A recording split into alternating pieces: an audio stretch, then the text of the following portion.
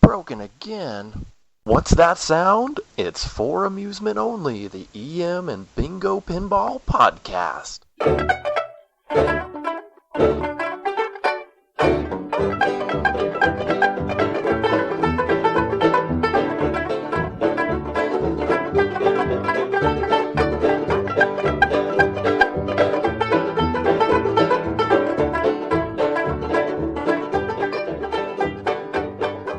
Salutations, friendly listener. As I produce this wax drum recording, later to be converted to the pesky digitized files most modern folk prefer by my eldest offspring Ava, we are smack dab in the middle of the holiday season. So first, allow me to wish you all a merry day and a happy new pause.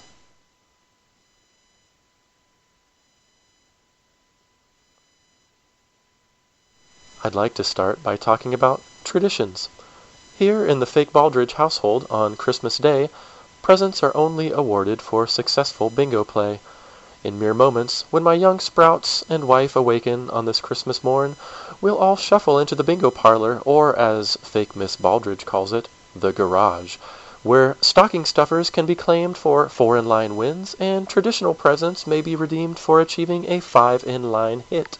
After a designated time period, all unclaimed presents become the property of Bingos for Tots, a charitable organization formed by an unnamed philanthropist in the greater Richmond area, which aims to provide children in need with pre-wrapped goodies and unexpected pauses.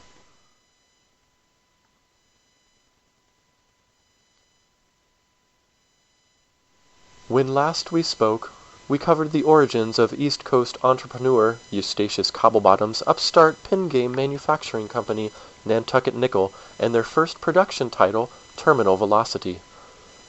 Today, I'd like to outline the second machine released from Nantucket Nickel. Following the early production halt on their first title, company founder and self-appointed principal engineer, CFO, man about town, and lead designer Eustachius Cobblebottom was in a pinch. He was under tremendous pressure from investors to produce a hit for their next title, and knew that even his own fortune wasn't enough to keep the struggling company afloat through many more missteps. The Nantucket Nickel Board of Trustees were urging Cobblebottom to liquidate his island milling company he established to supply his own brand of high-grade plywood for the cabinets and playfields on all Nantucket Nickel pin game titles.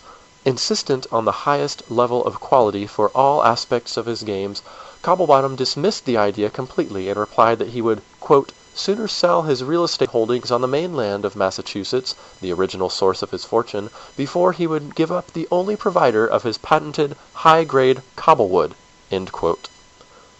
With Eustachius Cobblebottom still the primary stakeholder in Nantucket Nickel, his vote could outweigh all other committee members combined, leaving the board in a state of stunned pause.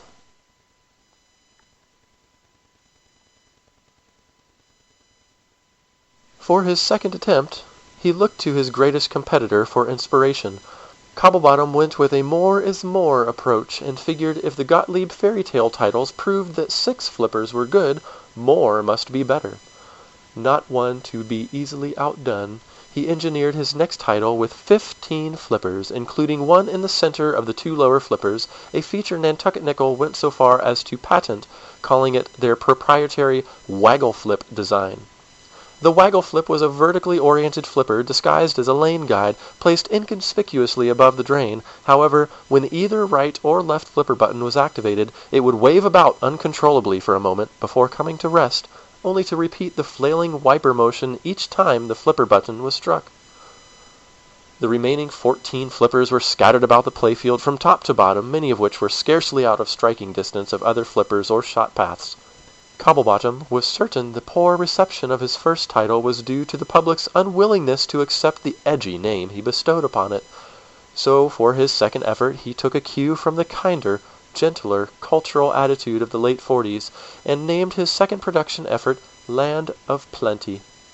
In later years, Cobblebottom would cite Land of Plenty as having the first traditionally oriented flipper arrangement, as it was produced 2 years before Gottlieb's Spot Bowler, Wayne Nyan's effort that historians customarily point to as the origin of the traditional flipper orientation. However, when reporters would question Cobblebottom about traditional flipper placements lacking a waggle flip in the middle of the two traditionally positioned flippers, his response was frequently a stern pause.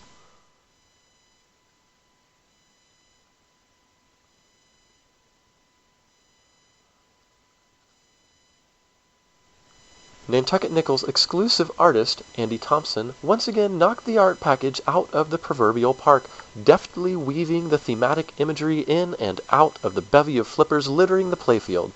Thompson even went so far as to allow the artwork from Land of Plenty to spill out over the playfield and seemingly ooze onto the cabinet and back glass, utilizing Nantucket Nickel's unique 18-color silkscreen hub to its full potential, creating a truly integrated art package with 12 screen-printed colors on both sides of the cabinet wood, playfield rails, and back box.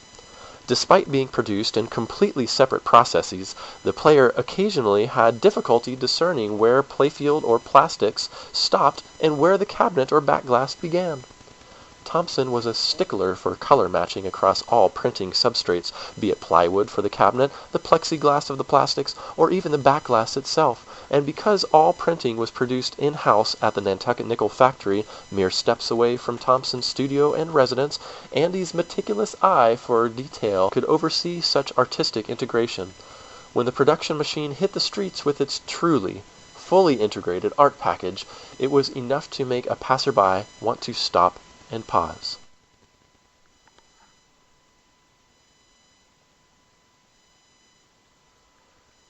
At least, that's what Cobblebottom was banking on. Thankfully, his bet on Thompson paid off. Land of Plenty was an aesthetic masterpiece, an absolute joy to behold, but as one might expect from a 15-flipper game design, an abomination to play.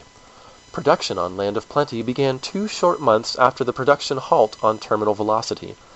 Under Cobblebottom's vigilant eye, the factory was retooled and ready for his second title's production in relatively short order. Following the dismal reviews of Nantucket Nickel's first title, orders for Land of Plenty were modest to start. However, as word began to spread of Thompson's artistic mastery, interest among players, and by extension operators, began to peak. Orders increased in subsequent weeks, but as players got their hands on Land of Plenty, the return plays began to diminish, money was being fed into competitors' coin chutes once again, and orders for Land of Plenty tapered significantly. Enough to wrap production on the title in 2.5 months' time.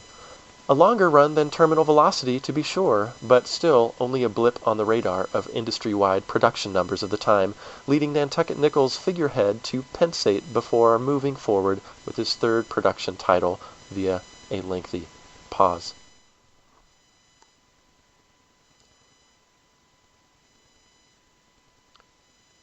As for the third Nantucket Nickel title, well, that will have to wait for another episode. That's all for this time around. Thanks for listening and Merry Christmas. My name again is Fake Nick Baldridge. You can reach me any time of the year at For Amusement Only Podcast at gmail.com, or you can call me on the Bingos line. That's 724-BINGOS1. That's 724-STODGY. You can listen to us on iTunes, Stitcher, Pocket Cast, via RSS, on Facebook, or on Twitter at Bingo Podcast. You can follow us on Instastereoscope at Bingo Podcast, find me on Pinside at Bingo Podcast, bet on my Greyhound Bingo Podcast to win it big, or you can listen to me on my website, foramusementonly.libsyn.com. Until next time, support your local malt shop.